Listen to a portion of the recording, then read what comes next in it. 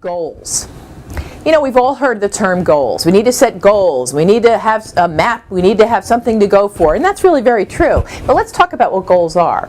Most of us set goals on the amount of money that we're looking to bring in. My goal this year is $1 million. My goal is 10 new clients. My goal is $100,000 in new business. Well, that's all well and good, but that's only part of your goal. Goals are set by things that you can control. You can't control who says yes. You can't control who buys what you've got. Now, there's obviously ways you can influence that, but you can't control it. What can you control? Well, there's three things you can control, and there are actually three A's. The first A is your attitude. That's the belief in yourself, the belief in your company, the belief in your product, and the confidence that you have.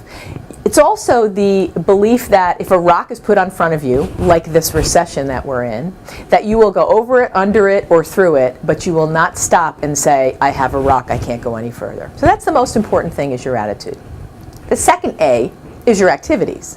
And this is where a lot of the goals come in. Your activities are what you do every day, every week, every month. And that involves lots of things. It could involve for you cold calling. It could involve going back to your original clients and building additional business.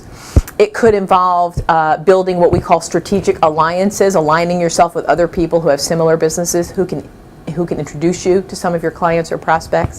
There's lots of things it could be. And what you need to do when it comes to goals is you need to have a revenue goal. But in addition to that, you also need to have goals under each of these categories I just talked about. How many cold calls are you going to make? How many strategic alliance meetings are you going to have in a particular week? How many clients are you going to go back to try to upsell? What are you going to do? And those are all goals. So if you meet your revenue goal, you haven't met your complete goal unless you've met all of those. Because what you do today doesn't have to do with tomorrow. It has to do with next week, next month, and next year. So if you're busy and you've closed a bunch of business and you stop the goals of activity, you're going to do this a couple of months from now. So it needs to stay steady.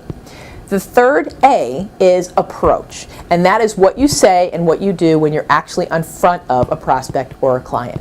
Also very important. But in setting goals, the most important thing is having a positive attitude, setting goals not just on revenue but on all the other things that you do to prospect, having goals within your prospecting, and being able to achieve a higher closing ratio through your actual approach.